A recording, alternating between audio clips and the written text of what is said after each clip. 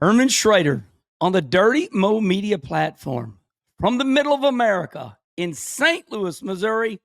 One last time in 2025 starts right now. It's the last time, 2025. Who would have even thought it went to December?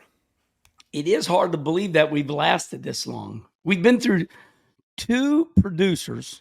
I mean, we're shipping them out as quick as they come in, Kenny. I know. We must be bad to work with. What do we think? We bad? Craig? No, you guys are awesome. I love working with you guys. Yeah. Well, this is your last show. It is. Yep. My last show.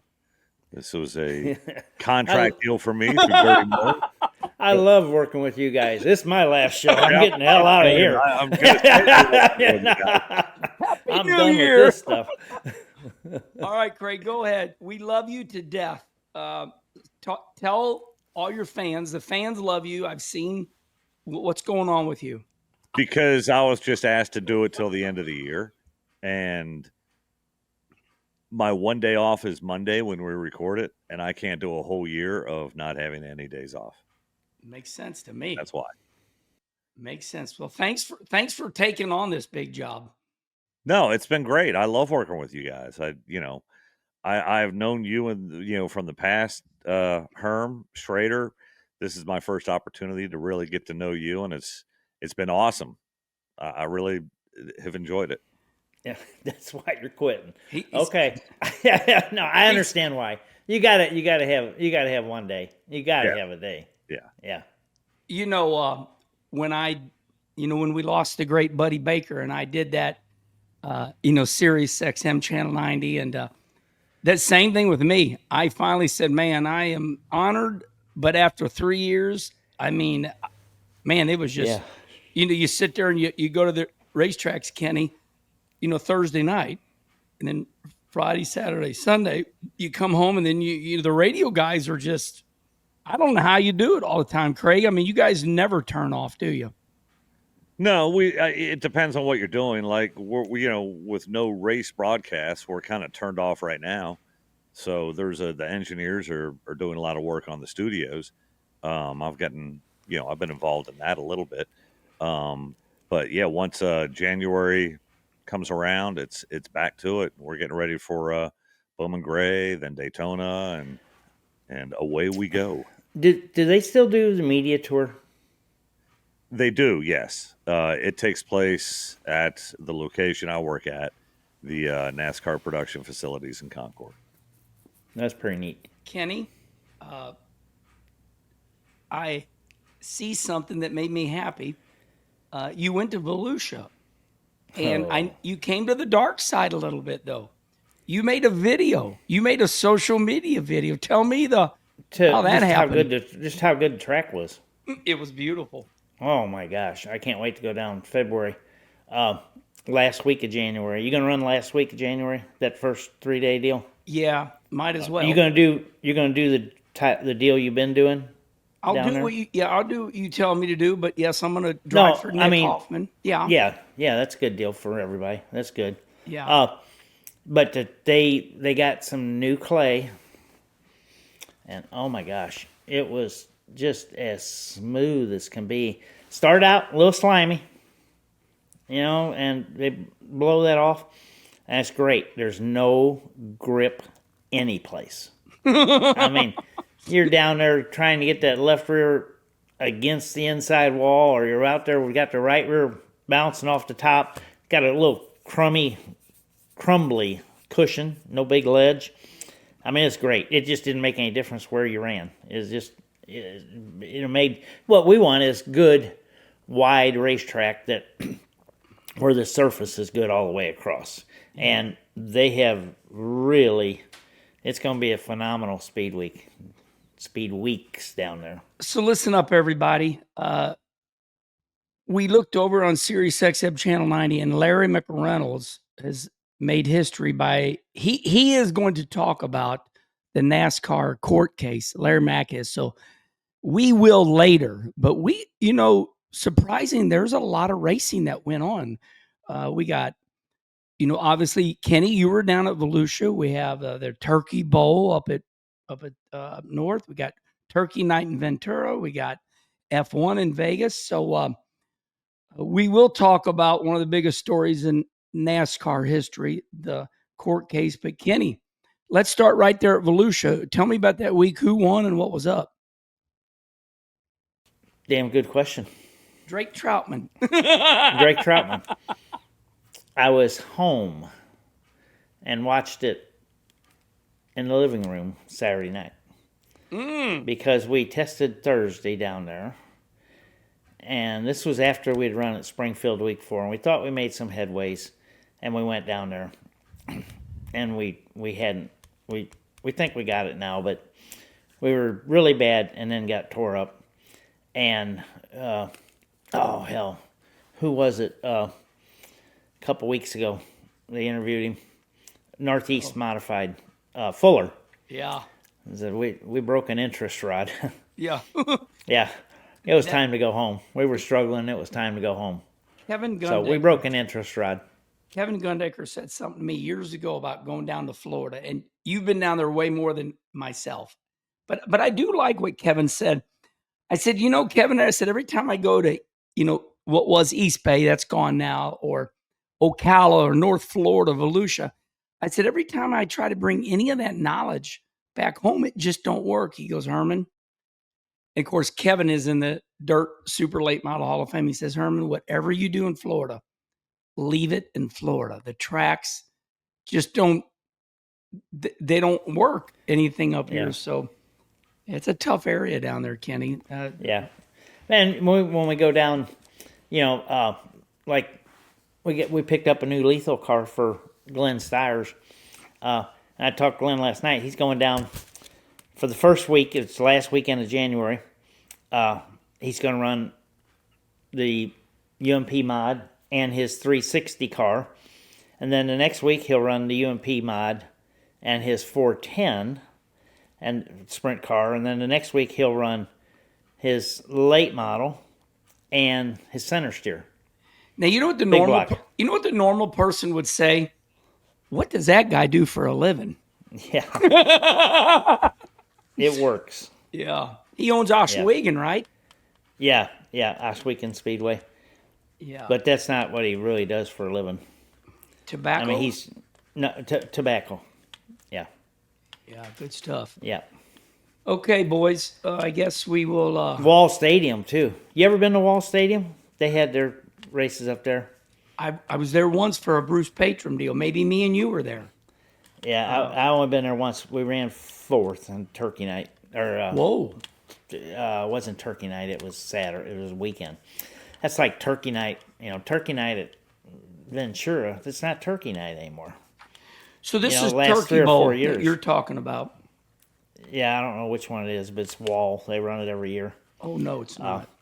But Turkey night, I mean, I used to go to Ascot for years. And when the Turkey night was at Ascot, and Thanksgiving night is when you ran. I want to stay right there for a minute because I love this about you. It appears to me that the open wheel people are the one that take this very serious, and I know you do too. I know it's not emotional, but I know how much you love racing. That's what you do on Thanksgiving. You race, and it appears Kyle Larson. I didn't this year. Well, talk about that whole society there where we race on Thanksgiving weekend. Well, it's just, they have it raced for, I saw some notes. What was it, 84 year? What was your notes? Because it was one back-to-back. Craig, we got your notes right here, buddy. You said 80, what was it? How many years was it? It doesn't say, but Craig Moore made these wonderful notes. He says Turkey Bowl. Corey Day joins Ronnie Householder. 1936, Kenny. 1936. That's how long the Turkey... I missed the first couple of years. Yeah. You will. And then Roy Gussing, 40-41. AJ Foyt, 60-61. Schumann, Gurney. We're just giving everybody an idea how big this Turkey night is out west. Yeah. Schumann won it in Larry Howard's car a bunch of times. 79, 80, 81, 82. Then he came back in 92, 93. Billy Boat, 95, 96, 97. Brian Clausen, I'm almost done, guys. Brian Clausen, 09, 10. Christopher Bell, 2017, 2018. And as a back-to-back winner, Corey Day just did it, Kenny. Last time we talked about him, he was upside down a couple of weeks ago at Placerville. Yeah, that race has been a lot of different locations. The Agajanian family still promotes it. 98 laps. That's Used something. to be 100. Why is it 98? That's Agajanians. Indy cars were always number 98. Okay, so we got 2 turkey races, and we got to clarify them. We have the one you were just talking about up at the racetrack. Wall Stadium, New Wall Jersey. Stadium. Yeah. That's a turkey race. And then which one are we going to talk about first? Well, I don't know. I didn't. Was having trouble with my streaming Saturday night during the Ventura race, and they were about a third of the way through, and mine kept going off and on, kept stopping. So all of a sudden, when the race is over, it went off. But I was only like a third of the way in the race, so it was late, and I decided it was a good time to go to bed. Okay, well, let's go with dirt. That's our favorite. So out at Kenny, have you ever raced out there where they just got done racing? I got brain fade. What's the name of that track right on the ocean? Newport? No. Right on out at Ventura? Yeah, that's it. Ventura. No, I don't think I've been to Ventura. I tried to go there. We were racing Fontana, California. And that's that during that time, you, I, Kim, Ann, we were having a good time. And man, the traffic. We just couldn't get from the Cup track to Ventura because of the traffic. We literally couldn't race because, the highways were jammed up. Okay, let's go to Flow real quick here. Here it is. Corey Day wins the 84th running of the Turkey Night Grand Prix from Ventura Raceway. Listen, it's all good. I'm just playing race fan here. Pretty Larson much run right around the bottom. 6th, 7th, something like that. I think Larson runs 6th, 7th. He had to run a B. He runs second in a B to get in, and the track looked like it was going to migrate to the bottom. It has the last couple times, I think. So I don't know if it rubbered or not this year. It was clean, as you would say. It was clean. Yeah. Dason Pursley won a wild sprint car feature. That was good. I saw that. The sprint car guys were roughing each other up. I mean, right rear and the left rear. And Carson Macedo sent Mitchell Moles. Did you see that one in turn 4? I don't remember. You know what I'm doing? I'm cheating right now. I'm literally on Flow on my phone watching the highlights. It's so easy to do. Look at this. Watch this. I got to show you something. You just have your phone right here and there's everything. Look at that. They're going into turn 1 and 2. Okay, so that's it, everybody. Corey Day wins. And it's a reminder, Kenny, exciting times for him. He's going to drive for Hendrick next year. We did talk about this. He's going to drive in the O'Reilly Auto Parts full time. Yeah, he'll do good. He'll do good. The kid's got a lot of talent. Okay, go back up north. I don't see anything on our notes about that. We will just acknowledge that they did race up at Wall Stadium. Is that what you call it, Kenny? Yeah, Wall Stadium. Oh, here it is. I got it all. I don't know if it's Wall Stadium, Wall Speedway, whatever. Look at this, Kenny. Right there. There it all is. Okay, so Max Zachem wins the Turkey Derby at Wall Stadium. And that is Max Zachem. Where's that at, Kenny? What city? Wall. It's in, I don't know. It's in New Jersey. Wall Stadium. Daughter went to school in New York, and we flew up there one Thanksgiving, and Ann flew home, and I hopped in a rental car and went over and ran over there that weekend. Flew home Sunday. They said That's where the great Ray Evernham got his feet wet. Yeah, yeah. It's they very s- special to Ray. they advertise it as racing on the Jersey Shore. The street address is Wall Stadium Speedway, Wall Township, New Jersey. It's like it's got a lot of bank, but it's like Bowman Gray with bank. And it was just so aggravating. It's almost like a rule. You have to hit the car in front of you in the middle of the turn. You know, it just, everybody runs over everybody. It's a little challenging. Here you go, Kenny. That's where it is right there. It Hey, is close to water.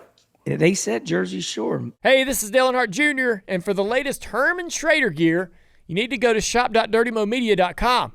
We've got plenty of options for everybody, and we're adding new stuff all the time. So go to shop.dirtymomedia.com. We are going to go to F1 just because it is interesting.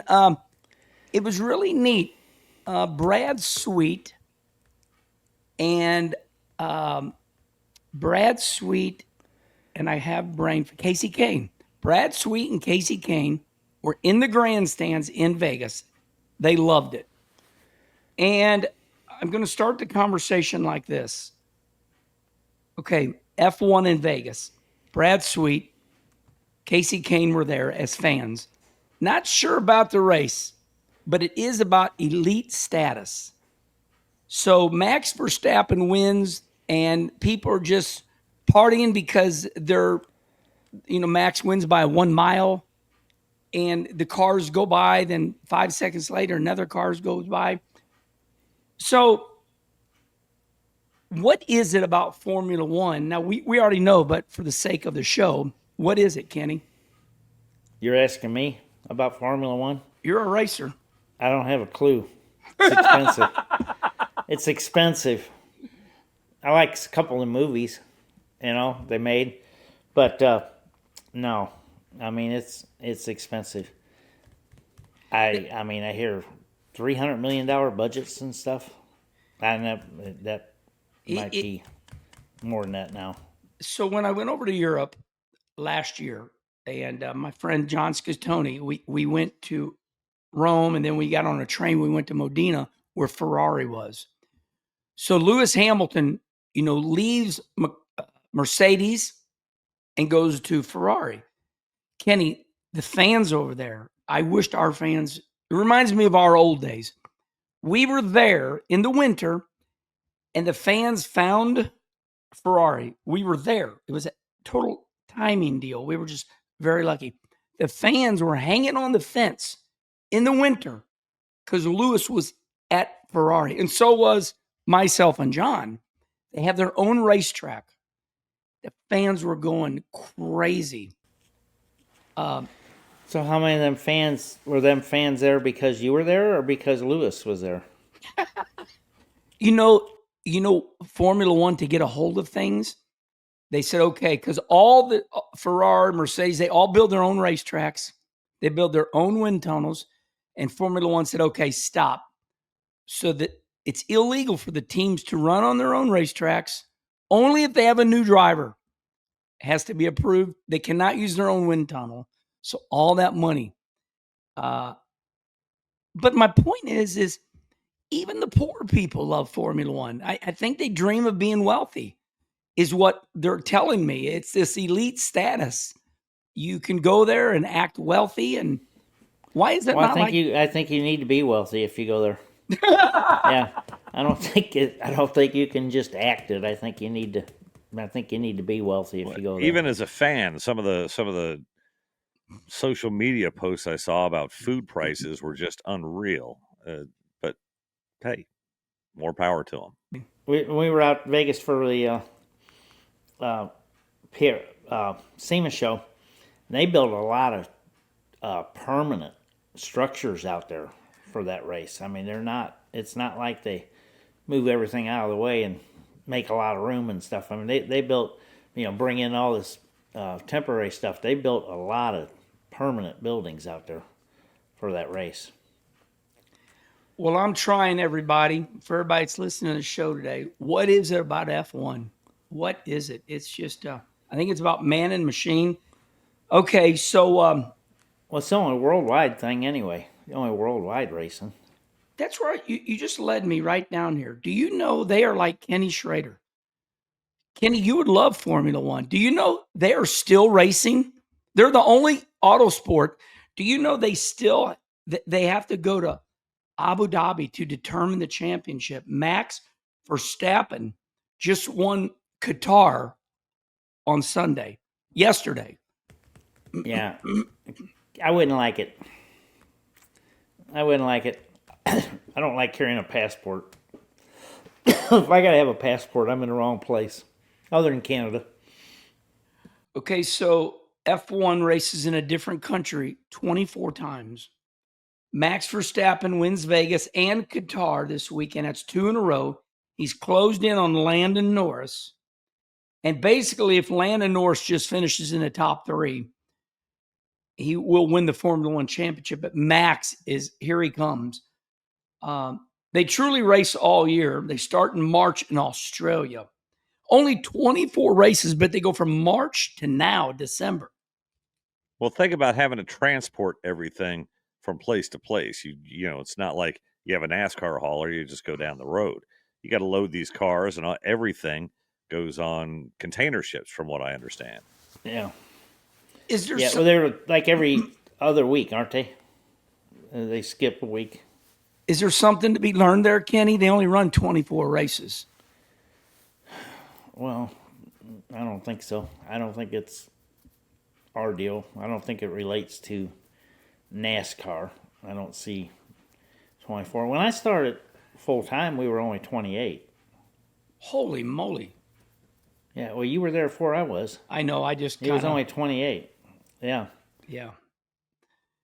So in 1984, I was a Cup crew chief for Joe Ruttman, and then I was in an apartment right there, and my door was getting knocked on, and it was Kenny Schrader and Ernie Jumper. Yeah, I talked to Ernie yesterday. How's he doing? He's moving slower, but he's coming out Saturday for the Dome Watch party. Is he still gambling down at the casino? My wife sees him every once in a while. Yeah.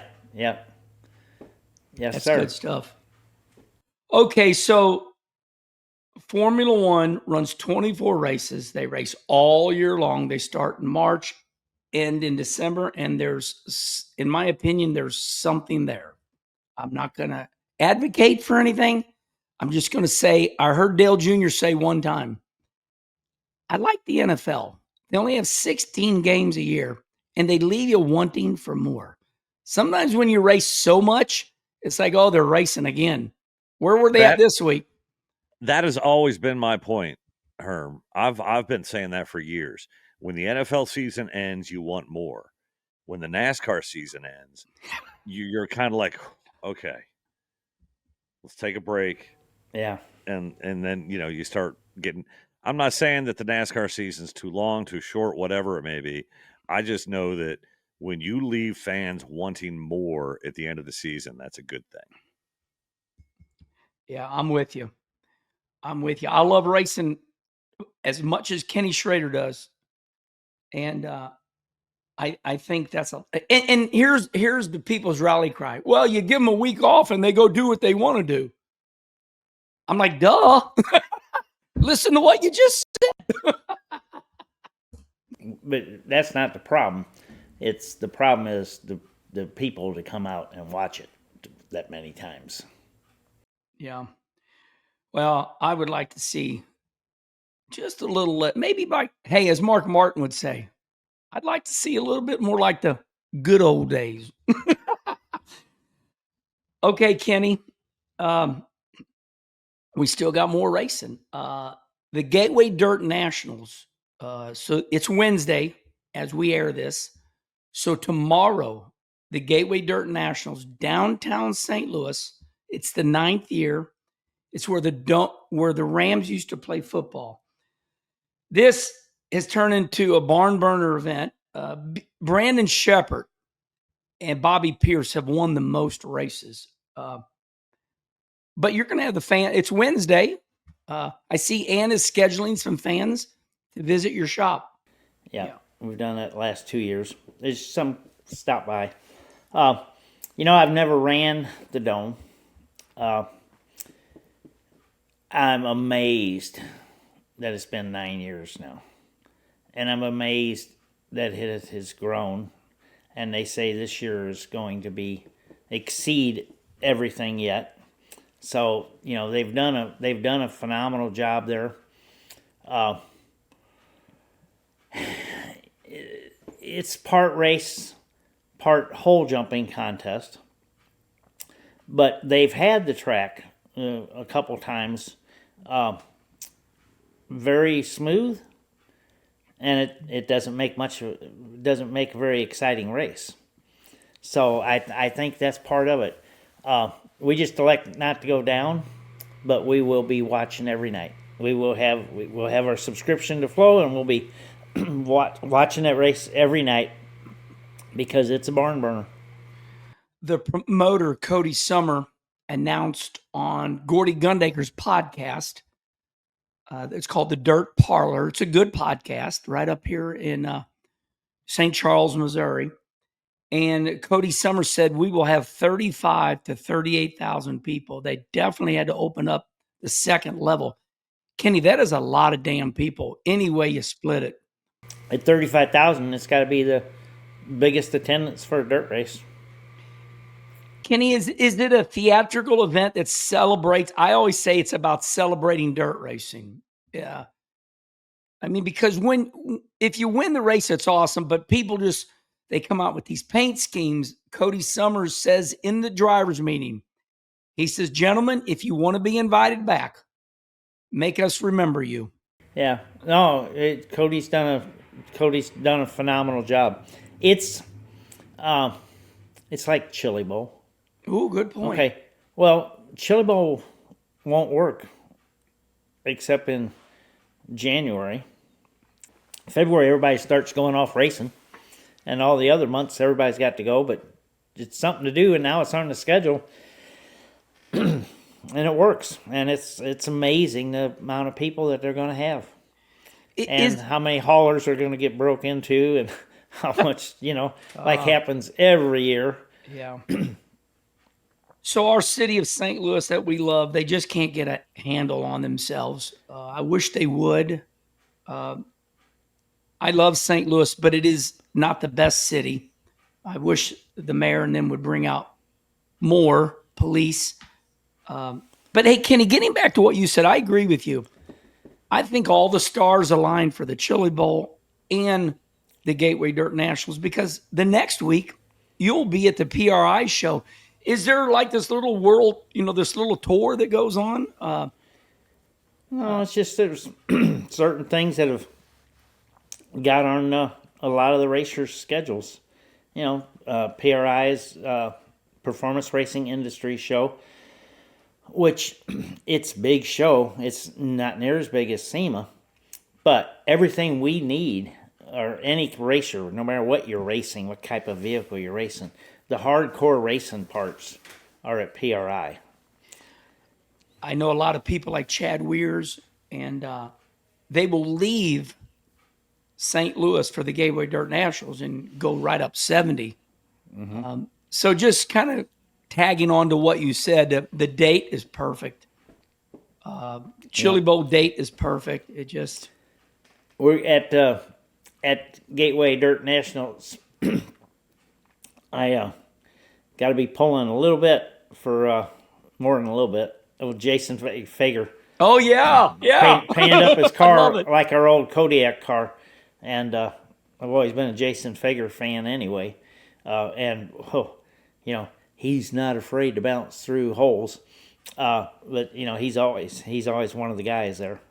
Fager over the last couple of years, he won the Mars Championship this year, but I watched Fager just about every night on Flow, and he has got really good at rolling that bottom, Kenny. He's won a lot of races on the bottom, but he made himself famous on the high side.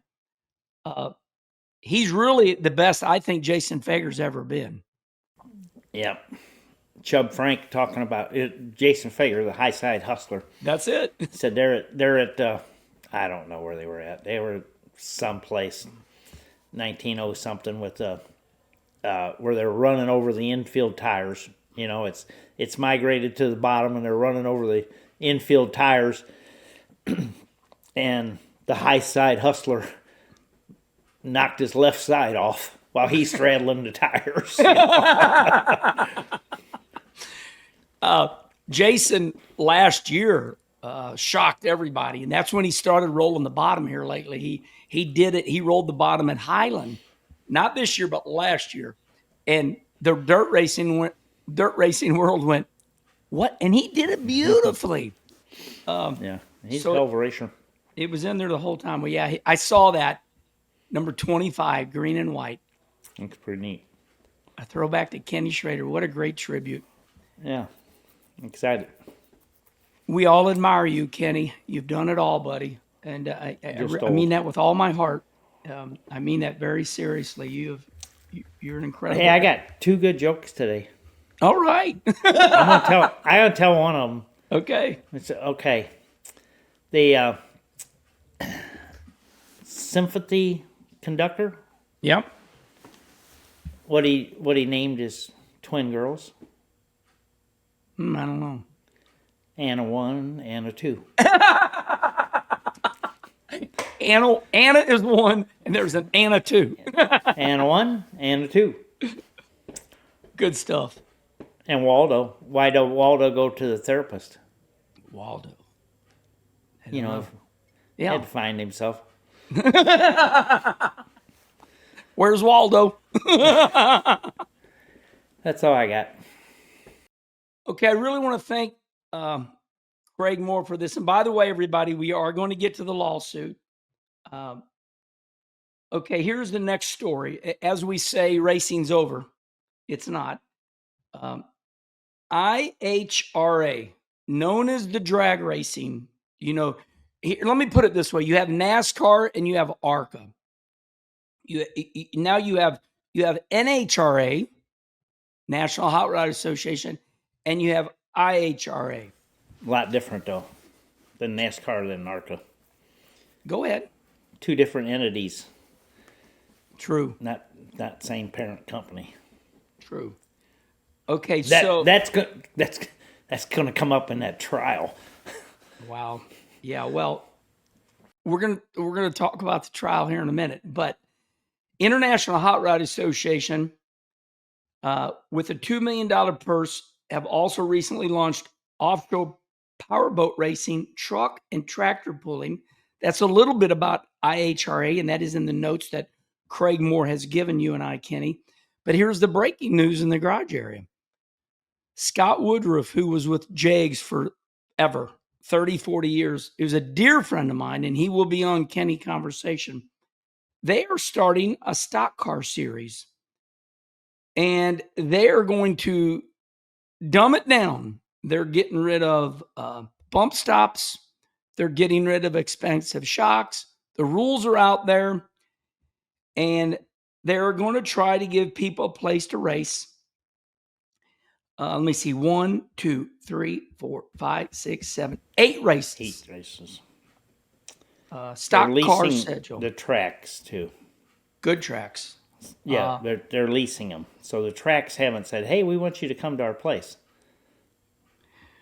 Okay, so let's give everybody some dirt. The owner won this massive bid from Elon Musk. He is an electrician. So the owner of IHRA is an electrician who won a big money bid from Elon Musk. And that, Kenny, I've always said that to you. We need the weird people because they're the ones that got all the money. Us smart people, we stay broke. You're putting yourself in the smart category? You and I both have money, but this is a joke. Who knows? I mean, our sport of racing. Oh, yes, we need another association and another set of rules. Yeah, most definitely. Bring it on. We'll just have to see what happens. And the races start March 21st, Kenny. Pulaski, Motorsports Park, Virginia, Cordell Speedway in Georgia, Newport Speedway, Tennessee, Anderson, South Carolina, Yeah. Pulaski Motorsports Park again. So they must almost bought that track. They're going to be there twice, 2 times. Salem, Indiana, back to Newport, Memphis Motorsports Park. So really hardly any, only 4 racetracks, a couple of them 2 times. Okay. And they are going to separate themselves, everybody, by dumbing the car down. Normal everyday shocks, no bump stops, and we will see what happens. But we will talk to the COO, Scott Woodruff, and see why they are different than everybody else. All right, Kenny, you and I are going to, in the last 10 minutes of this show, NASCAR is being sued for monopolistic practices, and 2311 and Front Row Motorsports, they did not like it that NASCAR told them to sign this charter, take it or leave it. So Michael Jordan and 2311 with Denny Hamlin and Front Row Motorsports, they said, we're not signing the charter. So they said, we're going to sue NASCAR because they tell us what to do. And by the way, we want more money. And I'm just going to say this. You and I, especially, you're much more mature than me. And I know that. I'm loud. You're not. It's ugly, and it's for everyone to see. The emails have come out, and they've literally burnt the sport down. Our president, Steve Phelps, said Richard Childress needs to be taken out back and flogged. He's a dumb redneck. Now, Steve O'Donnell came out and said that the SRX series is our competition, and we need to put a knife in the SRX series because they saw SRX as a threat, that they were taking the ratings away. Well, did they match or equal, or I mean, when SRX was at its best, they were having ratings that were good compared to Truck and Xfinity, I believe. Wasn't that the deal? Correct. And I'm just a dumbass. I don't know. I thought, if I was NASCAR and you got all these guys and are going to go to Berlin and Michigan, or they came to Peevely, or they went to Wheatland, Missouri, and they're going to go there on a Wednesday night, Thursday night, whenever it was, and they're going to create some excitement. I just think that's good for the sport. But, I can understand why. I don't much care about the lawsuit because, and don't even, as far as talking about it, because, hell, let's just wait and we'll find out what's going to happen. But I have a big problem. And I guess it's with 2311, that somebody comes into a sport, and I'm going to say our sport. They come into automobile racing, and they invest millions and millions to put a couple teams together and build this building and everything. And then they want to change it. I hear you. No, I have a big problem with that. Yes, all the teams would like to have more money. All the teams would like to, cost less and have, to run, cost less to operate your team. Penske signed, Rick signed, Wood Brothers signed, Coach Gibbs signed, Richard Childress signed. It's like, really? Everybody? And I talked to a couple of them, and they didn't get everything they wanted. But you read Mr. Hendrick's quote and said, well, when you're negotiating, you don't usually get everything you want. But we got rid of some stuff that we wanted to get rid of, and we got some more, and we negotiate, and now we're full speed ahead. But couple teams decided that it wasn't going to be that simple. That's just looking at it, just black and white. That's just the facts. Now, I don't know what everybody what they want, but want more money. Well, I'd like to have more money too. Guess what? I don't know who I can sue. I bet if I could get my wife's money, I could sue her. Okay. I am going to be the bad guy here. In my opinion, our friends, I love Roger Penske. You know how much he's done for our family. And Rick Hendrick and all the owners, they signed this Racing Alliance agreement. They created the Racing Alliance, and all the teams are signed up. And they said, we're going to start talking to NASCAR. And in the end, you and I know who the drivers are. Then they got the drivers over here. So all the owners and all the drivers went to NASCAR. They ganged up. And they said, we want more. It's kind of like, how the hell did this start? Yeah. How the hell did this start? Well, it started with all the car owners signing Racing Alliance. It made that group strong. Well, first, we're just going to go get cheap diesel fuel. And then they went to NASCAR and they said, hey, you guys are getting $1 billion a year. We want more. So I think it's great that Michael Jordan is meant to be the bad guy. Obviously, he can handle it. And the others make so much money, they don't want nothing to do with it. But before we all pile on 23, what the hell's 2311 in front? Oh, I mean, all they are is the scapegoats. The other car owners are like, man, I hope they win this damn thing. Well, okay. All the car owners were begging for some kind of a agreement before it went to trial. For them to come to some kind of agreement. And I don't think all the car owners are begging for them to win. Now, yes, there could be financial help, maybe, if they do win. But what's it going to do? At what cost? At what cost? What's it going to do to our sport? What's it going to do to attendance? How many fans are we going to piss off? How many sponsors are we going to piss off? Hey, we're not involved in this thing, like a sponsor. We're not involved in this deal to be in the middle of something like this. We'll go sponsor something else, I mean, it's nothing really good can come from it, I don't think. Our best friend in life, Mark Martin, and everybody in the sport, I had Mark. Mark was in town here. It's like, Mark, what are you doing? He's like, if they let this be, Kenny, it's going to delegitimize what me and Schrader did. He didn't say your name, but he's saying the gimmicks now. He calls them gimmicks.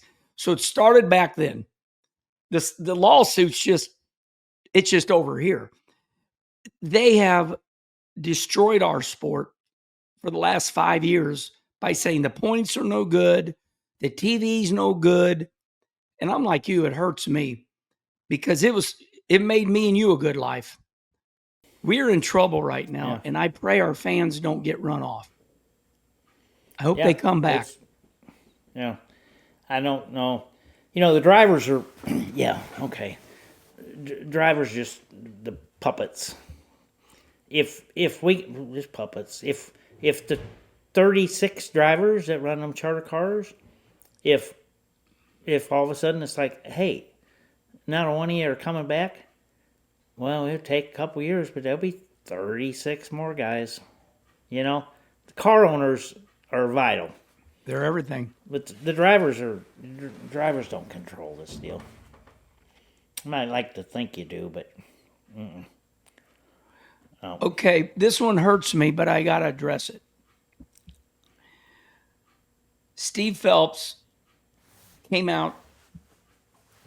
I mean, I'm not going to fight with you on it. It could be the Wood brothers, I say, are probably over Richard Childress.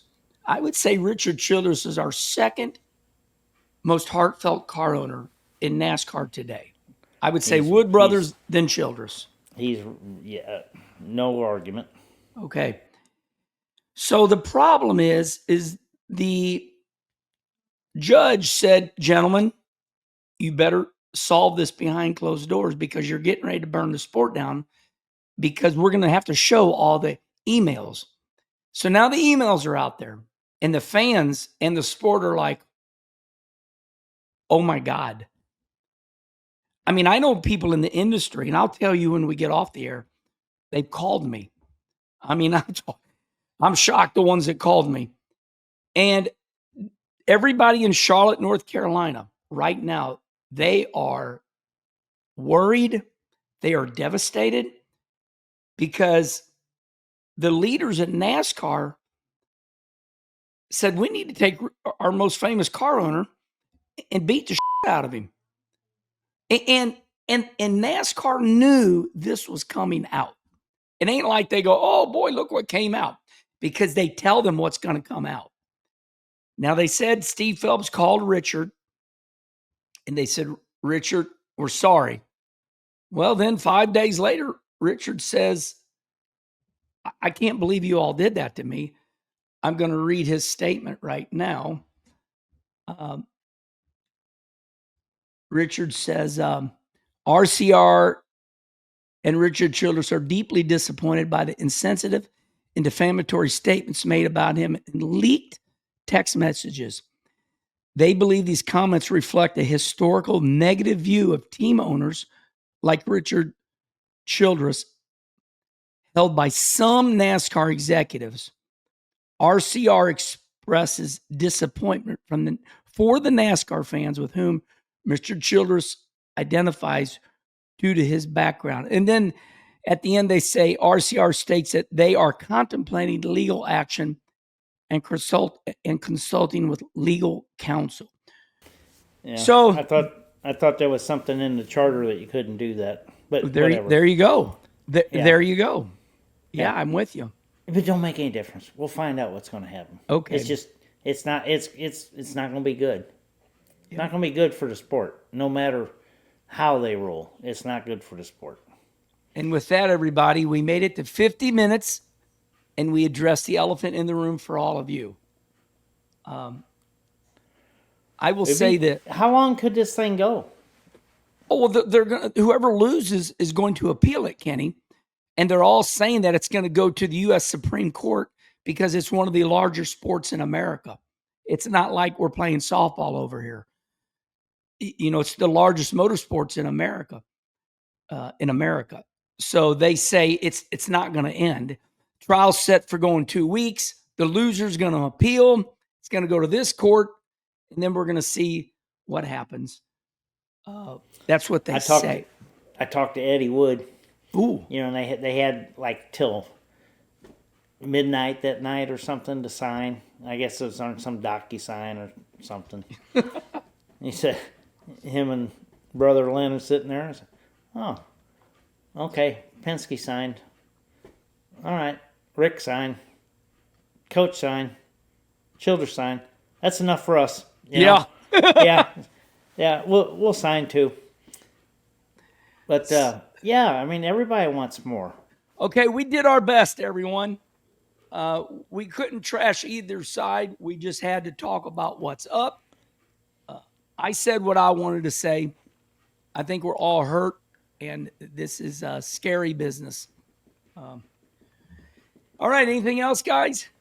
It's going to be interesting off season, but there is no off season anymore. You know? Yeah. Yeah, you're right. But, I mean, I guess there is compared to what we used to do. We used to be the first and third weekend of January testing at Daytona. Hey, in other good news, I don't know when they're going to do it, whenever NASCAR is going to do it, but I am excited to hear the new point structure. Steve O'Donnell, Steve Phelps at Phoenix said we are going to have a new point structure to determine our champion. So when do you think that's going to come out? Well, we don't know if the judge and the jury is going to tell them what they're doing. Oh, no kidding. Okay, everybody. Who knows? We've done our best there. So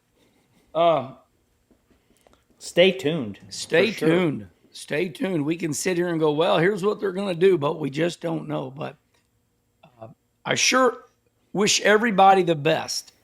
And I don't think we can say anything more that we haven't already said. There's going to be some big hurt feelings. Hey, is this Kenny? This reminds me of when you and I would start the races at Bristol, and you just go around apologizing to all the drivers before the race starts. Yeah, it's just simpler. It's just simpler. You know you're going to hit them. Just didn't know when. Craig, do you have any jokes? I know Kenny already gave us a couple. I got some jokes, yeah, but Kenny, Schrader over here stealing my thunder on the jokes, but I've got some jokes. So here we go. Why did the coffee taste like dirt? Don't know. Because it was ground just a few minutes ago. All jokes are becoming cliches now, I've noticed. Yeah. What did the cow say to the leather chair? No. Hi, Mom. Oh. Oh. Brutal. I got one more, but it's... You hear about the new restaurant on the moon? No. It's got great food, but no atmosphere. That's awesome. Why can't dinosaurs clap their hands? Don't know. Because they're extinct. Come on. Oh! You need to think about that. That one should have been able to catch. Yep. Okay. All right, everybody. Listen, Craig Moore, we love you. We love you for knowing and loving dirt racing so much. You've been fantastic. Schrader and I are going to miss you. Yep. I'm going to miss you guys. And listen, everybody, this is our last show. You will hear the best of coming forward. I hope Boy, they got to search there, don't they?